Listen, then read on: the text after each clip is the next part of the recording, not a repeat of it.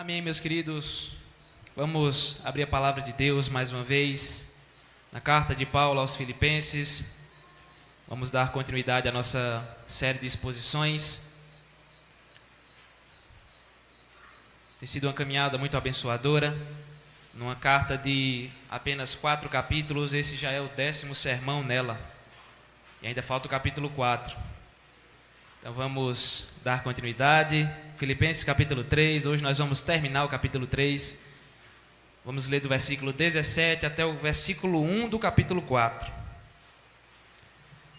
Filipenses capítulo 3, do versículo 17 até o versículo 1 do capítulo 4. Eu estarei lendo, os irmãos acompanham comigo em suas Bíblias. Todos encontraram? Diz assim a palavra de Deus, irmãos. Irmãos, sede imitadores meus, e observai os que andam segundo o modelo que tendes em nós. Pois muitos andam entre nós, dos quais repetidas vezes eu vos dizia, e agora vos digo, até chorando, que são inimigos da cruz de Cristo. O destino deles é a perdição, o Deus deles é o ventre, e a glória deles está na sua infâmia, visto que só se preocupam com as coisas terrenas. Pois a nossa pátria está nos céus, de onde também aguardamos o Salvador, o Senhor Jesus Cristo, o qual transformará o nosso corpo de humilhação para ser igual ao corpo da sua glória, segundo a eficácia do poder que ele tem de subordinar a si todas as coisas. Portanto, meus irmãos, amados e muito saudosos, minha alegria e coroa, sim, amados, permanecei deste modo firmes no Senhor. Nós vivemos em uma era marcada pelo imediatismo, onde as pessoas buscam constantemente os prazeres terrenos, a saciedade dos prazeres que existem nessa terra. Nós estamos inseridos dentro de uma cultura digital e tecnológica. Cultura essa que tem nos incentivado, de certa forma, a buscar satisfação instantânea, imediata. Com um clique no seu celular, por exemplo, nós temos entretenimento através de vídeos, séries, através de filmes. Com um clique, nós recebemos comida através do delivery. Ficamos em casa, fazemos o pedido e ela chega na nossa porta. Com um clique, as pessoas conseguem até mesmo iniciar relacionamentos e namoros virtuais, namoros à distância. Hoje em dia, os aplicativos e as redes sociais, eles nos bombardeiam com a ideia de que tudo o que mais importa é ser feliz, e ser feliz agora. Não esperar pelo amanhã, mas ser feliz agora, nesse momento. O que mais importa é curtir o momento, é viver o agora. Por quê? Porque a vida é curta e ela precisa ser bem aproveitada em todos os seus mínimos detalhes. O problema é que, se nós deixarmos essa ideia entrar em nosso coração, isso nos levará a uma vida totalmente voltada para esse mundo e para os tesouros e prazeres que esse mundo pode nos oferecer. Se nós deixarmos essa ideia de imediatismo satisfatório entrar em nossa vida, a nossa vida se baseará numa caminhada onde nós nos esquecemos da eternidade, onde nós nos esquecemos do Senhor, onde nós nos esquecemos do verdadeiro chamado do Evangelho. O nosso coração precisa estar centrado não na satisfação dos nossos desejos, não na ideia de que a felicidade precisa ser imediata para eu me sentir bem comigo mesmo, mas o nosso coração, ele precisa estar centrado no lugar correto, no lugar que vem de Deus. E é sobre isso que fala esse texto que está diante de nós. Na primeira carta, ou melhor, na primeira parte desse capítulo, capítulo 3, mais especificamente do versículo 2 ao versículo 11, o apóstolo Paulo ele trouxe um aviso para os irmãos filipenses, dizendo que eles deveriam ter cuidado com os falsos mestres judaizantes. Esses homens afirmavam que nós podemos ser salvos ter a salvação da nossa alma, não só pela fé em Cristo, mas eles diziam que também é necessário que nós sejamos perfeitamente obedientes perante a lei de Moisés. Ou seja, os falsos mestres judaizantes diziam que Jesus, ele não é suficiente para a nossa salvação, e que as nossas obras também são necessárias para que essa salvação permaneça completa. Agora, a partir do versículo 17, onde nós iniciamos a nossa leitura, Paulo vai alertar os filipenses acerca de outro grupo perigoso que também estava ameaçando essa igreja. Esse outro grupo achava que podia viver de qualquer jeito. Era meio que um grupo oposto ao primeiro, porque o primeiro dizia, olha, para nós sermos salvos, nós temos que ser perfeitamente obedientes, nós temos que praticar a circuncisão, guardar todos os detalhes da lei de Moisés, porque só crer em Jesus não serve. Se nós obedecermos, nós seremos salvos. Esse outro grupo já era diferente, já era o outro extremo. Esse outro grupo dizia, olha, nós podemos viver de qualquer jeito.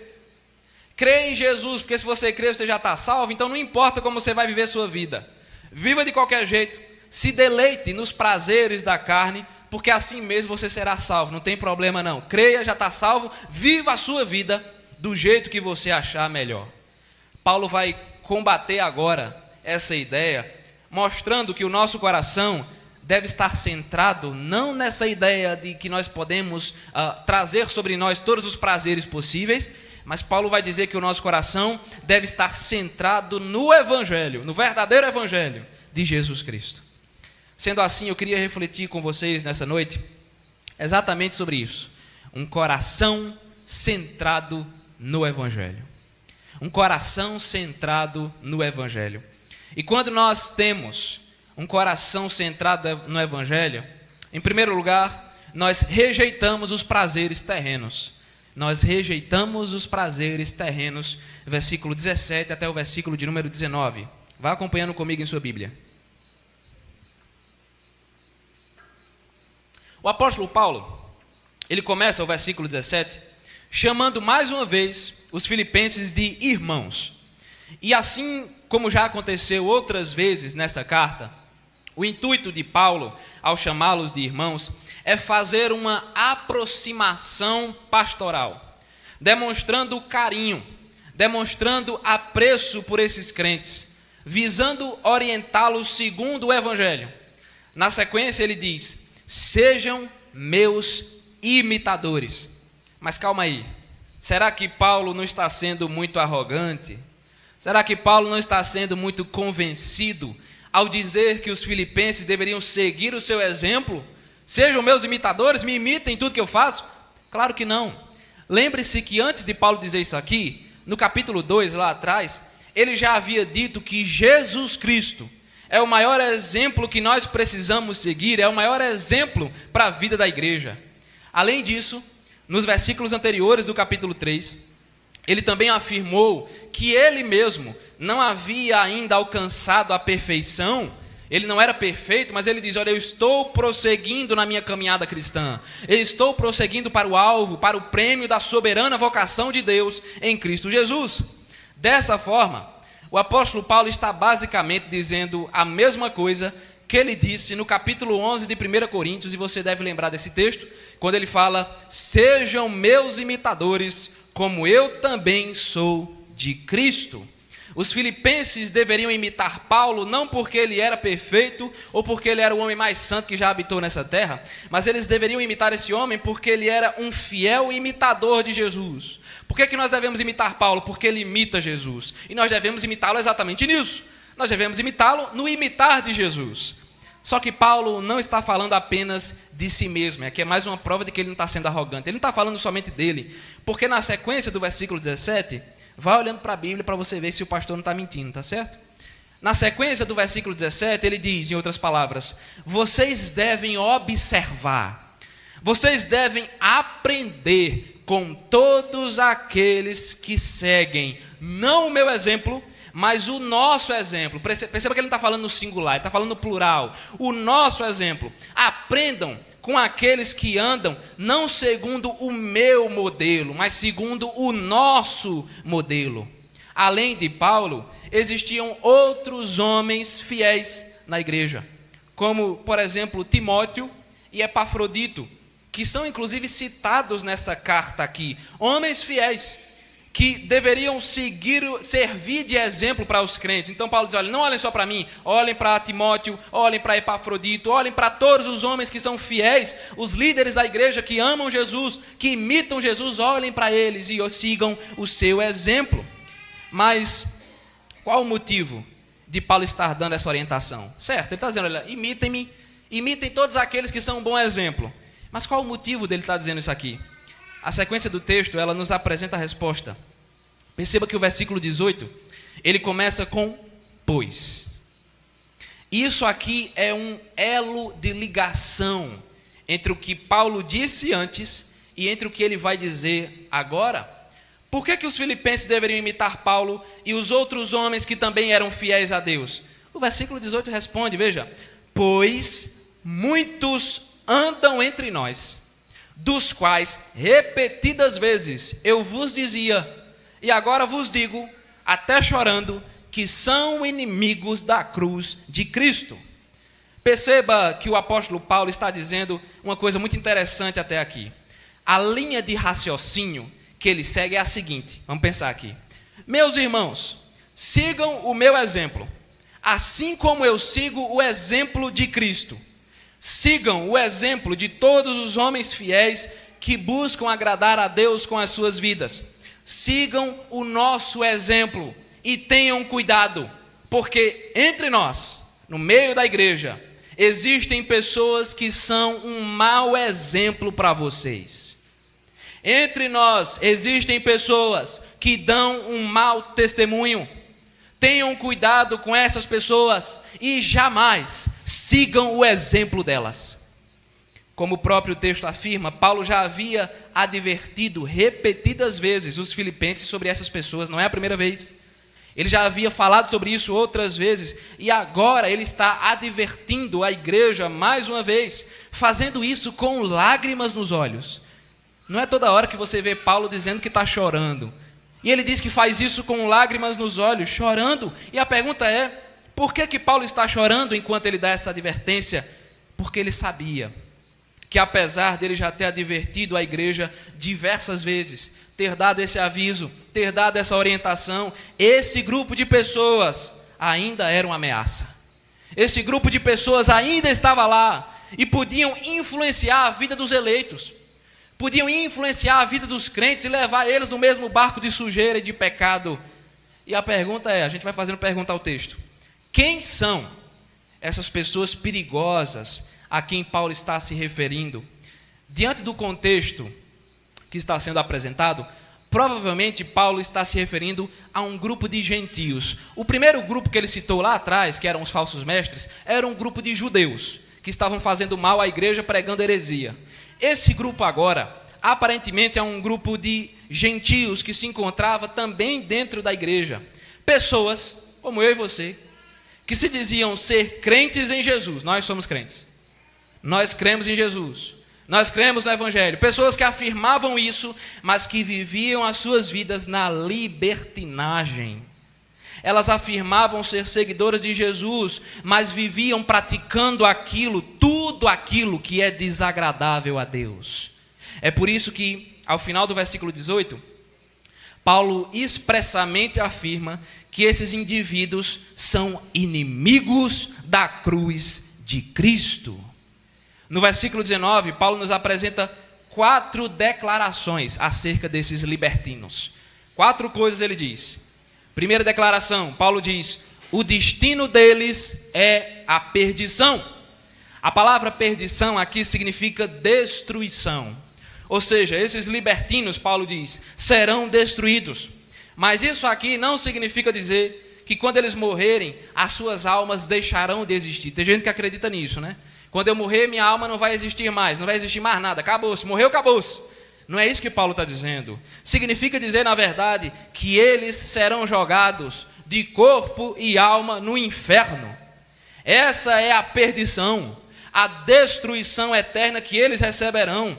Essas pessoas que Paulo cita aqui não são crentes de verdade, não creram em Jesus de verdade, não se arrependeram de verdade e por isso o seu destino é a perdição, é o jogar a alma deles no inferno. Primeira declaração que Paulo diz.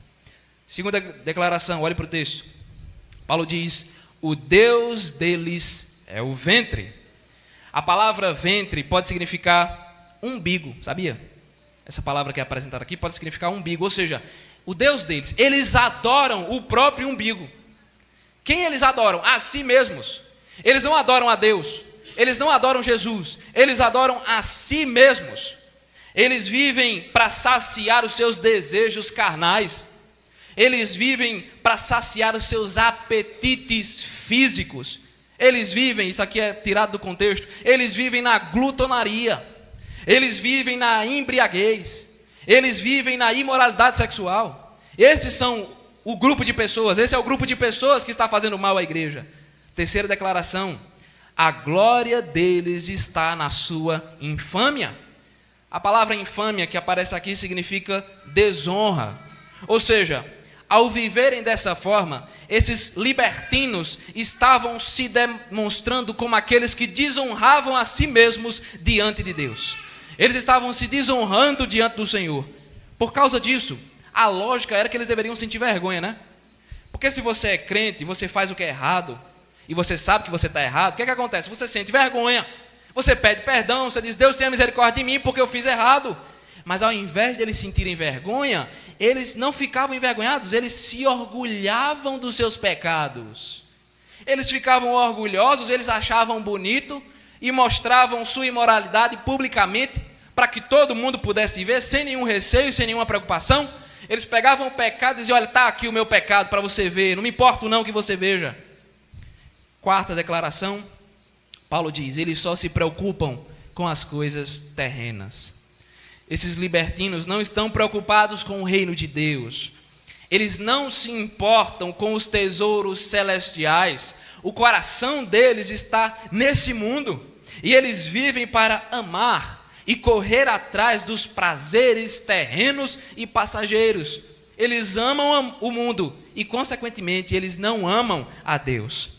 É exatamente por isso, se você parar para pensar, é exatamente por isso que Paulo afirmou no final do versículo 18 que eles são inimigos da cruz de Cristo. Os inimigos da cruz são aqueles que amam o mundo e tudo aquilo que vem dele. Os inimigos da cruz voltam os seus corações não para Deus, não para a palavra, não para o reino dos céus, mas eles voltam os seus corações para os prazeres terrenos. E quando eles fazem isso, eles desprezam o sangue de Cristo que foi derramado na cruz do Calvário. Eles são inimigos daquela cruz. Eles são inimigos daquele sangue que foi derramado no madeiro. Eles zombam do nome de Jesus com as suas atitudes pecaminosas. Meus irmãos, se o nosso coração está verdadeiramente centrado no Evangelho, se Jesus nos salvou, se Jesus é o nosso maior tesouro, e se o nosso coração pertence a Ele, esse mundo jamais será a nossa prioridade. Se a nossa vida ela foi transformada pelo Evangelho, nós vamos rejeitar tudo aquilo que Deus rejeita. Nós vamos rejeitar a glutonaria, nós vamos rejeitar a embriaguez, nós vamos rejeitar a prostituição e todo tipo de imoralidade diante do Senhor. Se nós pertencemos a Deus, não haverá espaço em nossa vida para os prazeres terrenos e passageiros. Não há como, meus irmãos, vivermos para Deus e ao mesmo tempo vivermos para o mundo. Não há como nós dedicarmos a nossa vida a Deus e ao mesmo tempo dedicarmos a nossa vida ao mundo. Aquele que deseja ser amigo do mundo, diz a palavra, torna-se inimigo de Deus, torna-se inimigo da cruz de Cristo. O nosso prazer não deve se encontrar na carne. O nosso prazer não deve se encontrar nos tesouros terrenos. O nosso prazer, meu irmão, deve se encontrar na presença de Cristo Jesus. Jesus Cristo é a nossa alegria.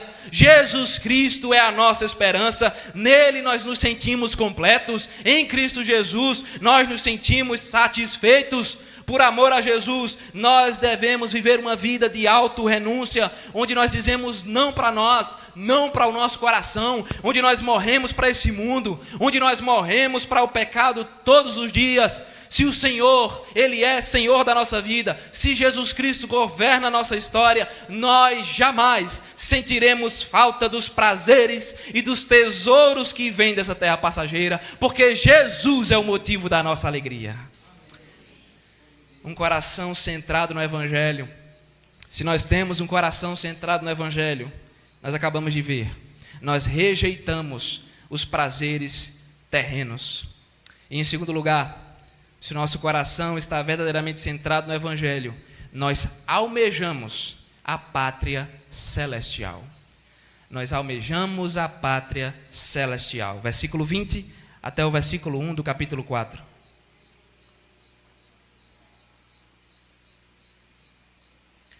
O apóstolo Paulo, ele agora vai fazer um contraste com aquilo que ele estava falando anteriormente. Lembre-se que ele acabou de dizer que os libertinos só se preocupam com as coisas terrenas. Ele encerrou com isso aí. Eles se preocupam somente com esse mundo. E aí, o versículo 20, ele começa dizendo, pois, mais uma vez, Paulo gosta de usar isso aqui, viu? E esse pois, ele tem um sentido de um contraste. Ele tem um sentido de uma oposição. Dessa forma, Paulo está dizendo o seguinte, essas pessoas imorais, essas pessoas desonradas e libertinas, só se preocupa com as coisas terrenas. E aí na sequência ele diz, nós, porém, essa é a ideia, nós, porém, pertencemos a uma pátria celestial. A nossa pátria está nos céus. Isso aqui remete a algo que Paulo já falou no primeiro capítulo dessa carta, quando no versículo 27, lá do primeiro capítulo, ele afirmou que os filipenses deveriam viver de maneira digna do Evangelho. Ou seja, eles deveriam exercer a sua cidadania celestial. Ele diz, olha, vivam de maneira digna, vocês são cidadãos dos céus. Então exerçam essa cidadania para a glória de Deus, agindo como verdadeiros cidadãos dos céus. Quando nós chegamos no versículo 20 do capítulo 3, nós vemos que Paulo está reafirmando essa ideia. Os crentes não podem, de forma alguma, se apegar às coisas terrenas, porque eles não pertencem mais a esse mundo. Eu e você, antes de Cristo, nós éramos daqui, pertencíamos a esse mundo, do jeito que ele é agora. Mas depois que Cristo nos salva, nós não somos mais daqui. Não é à toa que Jesus, no capítulo 17 de João, quando ele está orando para o Pai, ele diz, Pai, eles quem? A igreja, o teu povo, eles não são do mundo, como também eu não sou. Eu e você somos brasileiros, sofredores. Ano que vem tem Copa, vamos ver se sai alguma coisa. Eu e você somos brasileiros, mas, acima de tudo, se nós cremos em Cristo, nós somos cidadãos dos céus. Se nós pertencemos a essa pátria gloriosa e celestial, não faz sentido nós gastarmos a nossa vida correndo atrás dos prazeres dessa terra passageira. Na sequência do versículo 20, Paulo diz uma coisa muito especial. Ele diz que é desses céus que nós esperamos o Salvador. E quem é esse Salvador? Paulo diz, é o Senhor Jesus Cristo.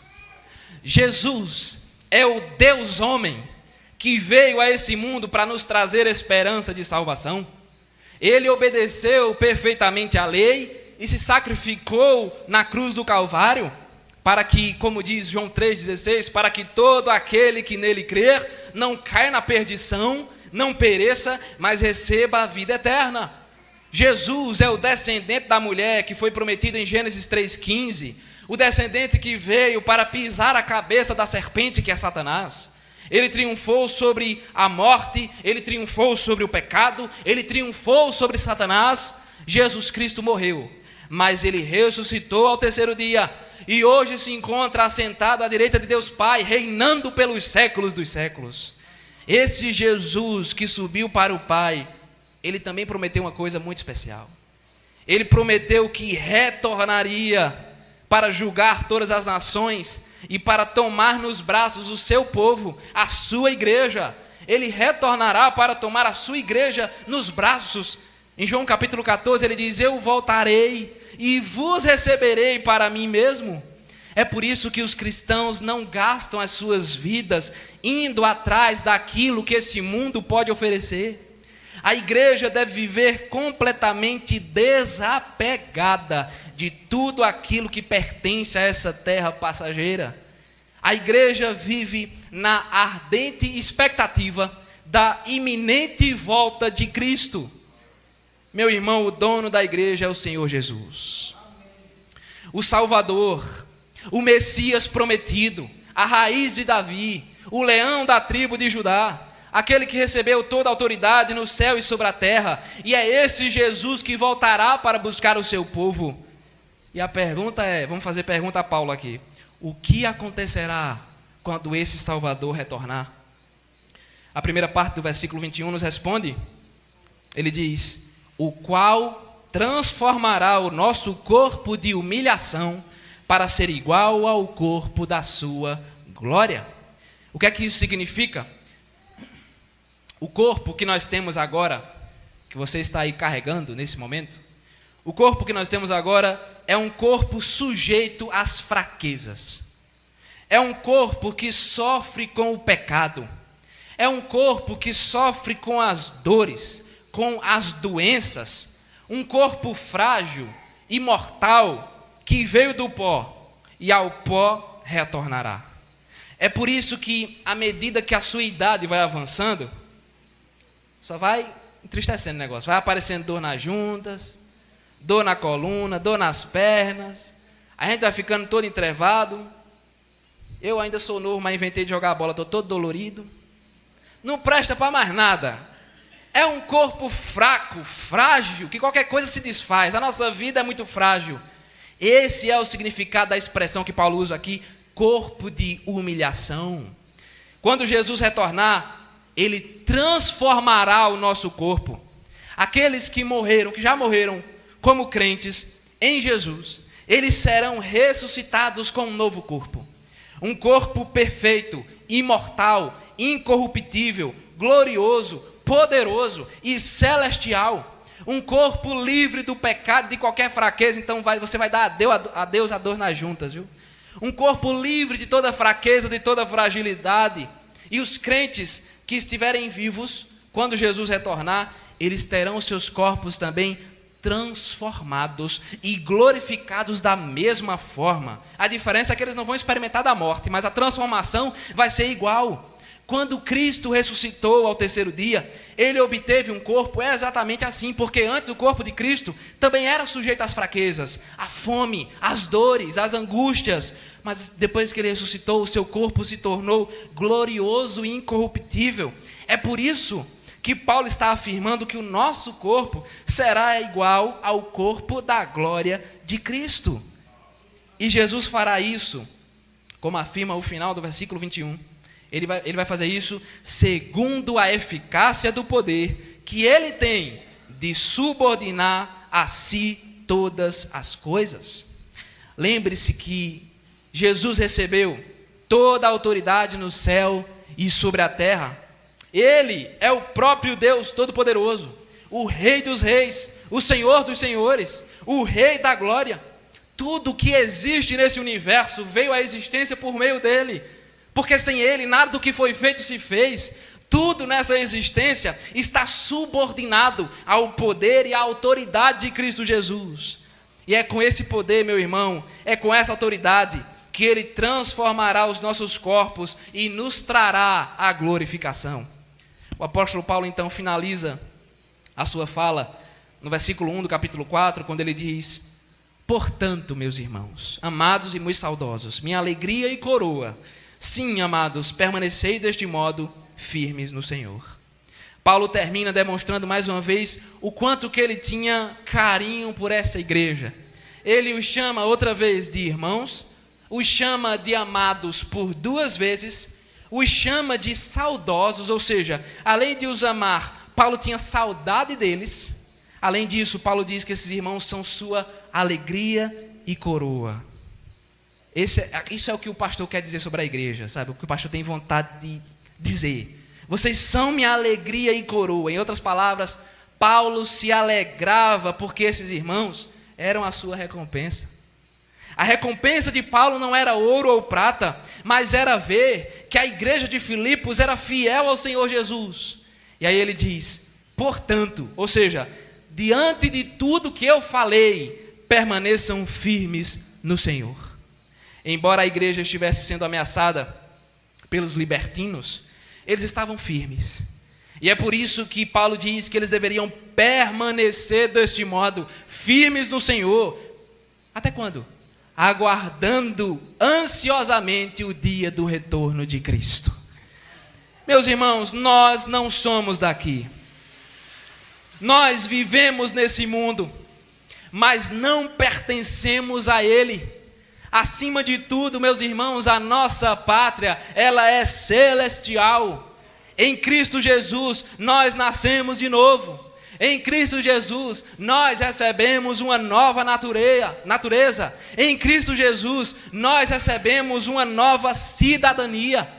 Em Cristo Jesus, nós somos raça eleita, sacerdócio real, nação santa, povo de propriedade exclusiva de Deus. As riquezas materiais vão passar, os prazeres terrenos vão passar, mas a nossa salvação permanece para sempre. Se o nosso coração ele está verdadeiramente centrado no Evangelho, o nosso maior desejo será o retorno do Senhor Jesus Cristo. Nesse dia glorioso, todo joelho se dobrará e toda língua confessará que só Jesus Cristo é o Senhor. Diante dele todos se dobrarão. Nesse dia, meus irmãos, nós seremos glorificados, nós seremos transformados, nós receberemos a coroa da vida prometida para todo aquele que crê no Evangelho. A coroa da vida que foi conquistada por Cristo quando ele morreu na cruz. Nosso maior tesouro não é aquilo que essa terra pode nos oferecer. Nosso maior tesouro é a certeza absoluta que nós habitaremos em um novo céu e em uma nova terra com Cristo Jesus. Mas então, o que é que esse texto nos ensina? Toda vez o pastor fala isso no final. É que nós aprendemos, para você levar para a sua casa, para a sua família, para o seu coração, de maneira particular. Meu irmão, em Cristo Jesus, nós somos livres. Nós somos livres em Cristo Jesus. Ele nos libertou do império das trevas. Paulo diz isso, escreve aos Efésios. Antes nós éramos escravos do pecado, estávamos acorrentados a esse mundo, estávamos acorrentados a tudo de ruim que provém dessa terra, escravos mesmo. E Cristo Jesus nos libertou. Ele tirou das nossas mãos e dos nossos pés as amarras e as correntes do pecado. Então nele nós somos livres. Nós pertencemos agora a Deus e não mais ao pecado.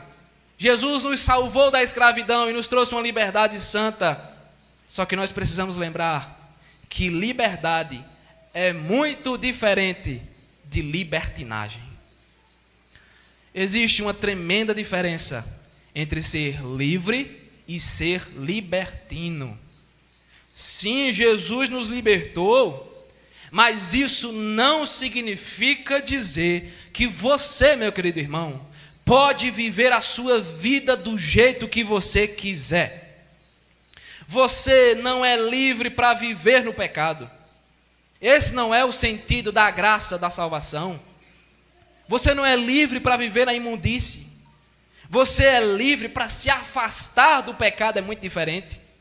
É muito diferente. Quantas pessoas estão espalhadas por esse Brasil?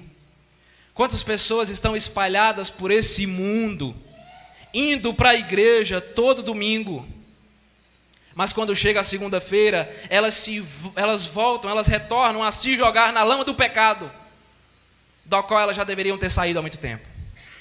No domingo estão com Jesus, mas na segunda-feira estão com elas mesmas, com o seu coração, com esse mundo, com os prazeres dessa terra.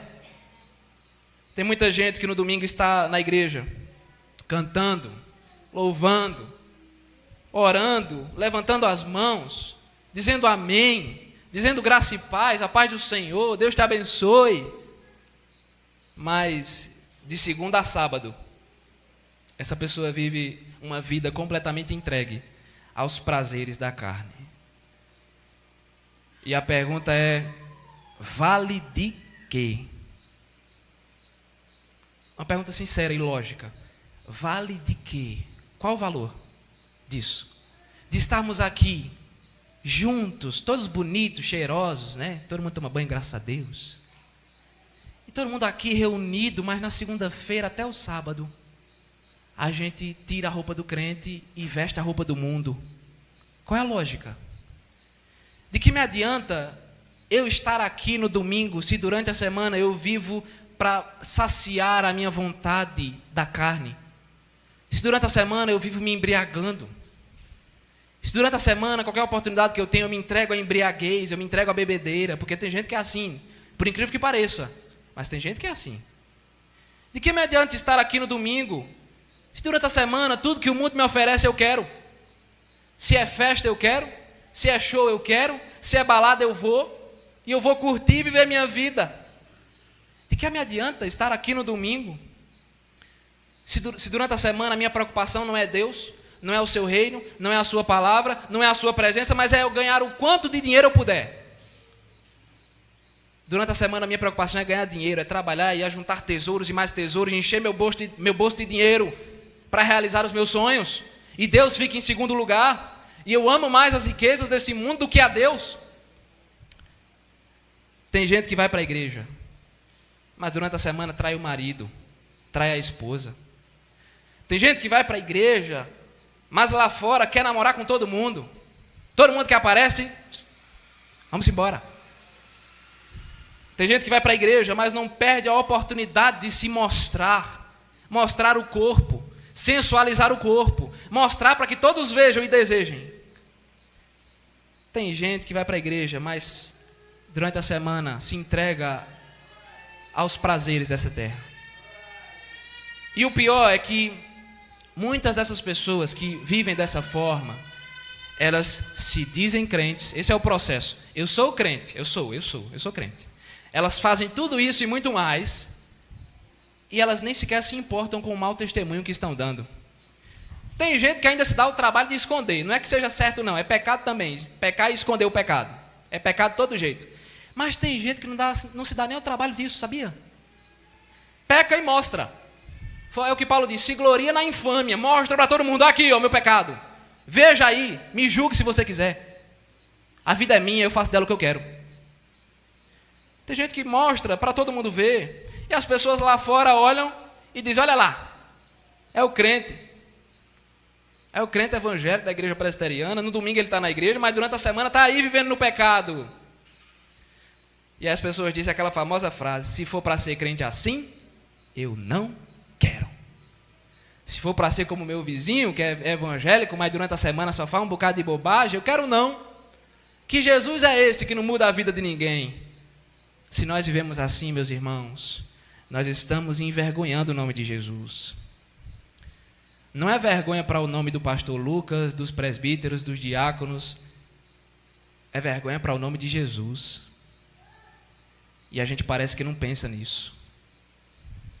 Tenha cuidado, meu querido irmão, para que os seus desejos carnais não estejam controlando a sua vida, porque eles fazem isso com muita facilidade. E se eles fazem isso, o nome de Jesus é envergonhado. Se os nossos desejos nos controlam, as pessoas olham para nós e zombam do nosso Senhor, zombam do nosso Salvador, cospem na cruz por nossa causa. Segunda coisa, para terminar, lembre-se que a nossa pátria, ela é celestial. Não gaste a sua vida tentando saciar os desejos do seu coração. Não gaste a sua vida correndo atrás dos tesouros que esse mundo pode te dar. Meu irmão, lembre de uma coisa, o seu dinheiro vai passar. Os seus bens materiais vão passar. A casa, o carro, o terreno, a viagem para o exterior, para os Estados Unidos que você quer ir, tudo isso é passageiro. Mas a nossa salvação em Cristo Jesus, ela permanece para sempre. A gente às vezes fica feito besta, sabia? Correndo atrás de tudo aquilo que essa vida oferece. Eu fico imaginando Deus olhando para nós e dizendo, meu filho, para que tudo isso? O seu tesouro de verdade você não quer valorizar. E a gente corre atrás de tudo, meus irmãos, quando na verdade o nosso maior tesouro se encontra no céu. Quando o nosso Salvador, Senhor Jesus, voltar, não haverá mais pecado, não haverá mais dor, não haverá mais angústia, não haverá mais sofrimento. Ele enxugará dos nossos olhos toda lágrima e nos acolherá em seus braços. É por isso que nós suportamos as angústias dessa vida. Não é para termos um final feliz, onde tudo está bem na nossa vida, no dinheiro, na família, na saúde. Não! Nós suportamos as angústias dessa vida porque Jesus prometeu que voltaria para nos buscar. É por isso que nós vivemos um dia de cada vez, com paciência, com esperança. É por isso que nós suportamos até mesmo as perseguições desse mundo contra nós. Nós temos que permanecer firmes em nossa fé até que o Senhor venha. Até que nós possamos dizer: eu combati o bom combate, eu completei a carreira, eu guardei a fé. Agora a coroa da vida me está reservada em Cristo Jesus. Você quer ir para o céu, meu irmão? Amém? Amém. Fraco demais. Você quer ir para o céu, meu irmão? Amém? Amém. Então pare de colocar os seus olhos nos tesouros desse mundo. Porque cidadão celestial está de mochila. Cidadão celestial não tem habitação não. Está de mochila, indo para casa. Muitas vezes nós vivemos a nossa vida, isso aqui é triste demais. A gente vive essa vida aqui como se ela fosse melhor que o céu. A gente deseja essa vida como se ela fosse muito melhor do que o céu. Parece até que a gente não é crente. Terrível engano, meus irmãos, porque nós não somos daqui. Nós não estamos em casa, mas nós estamos indo para o nosso eterno e verdadeiro lar. Quem dera fosse hoje. Você tem esse sentimento no coração ou você fica assustado pensando assim: se fosse hoje? Quem dera fosse hoje. Quem dera fosse agora. Para que todos nós subíssemos para a presença de Jesus, sendo recebidos em seus braços, e Ele enxugando dos nossos olhos toda lágrima que nós derramamos por toda a nossa vida. O nosso cântico diário deve ser: Maranata, ora vem, Senhor Jesus. Essa sociedade procura saciar os seus desejos todos os dias. Nós, porém, nos sentimos plenamente saciados em Cristo Jesus. Amém?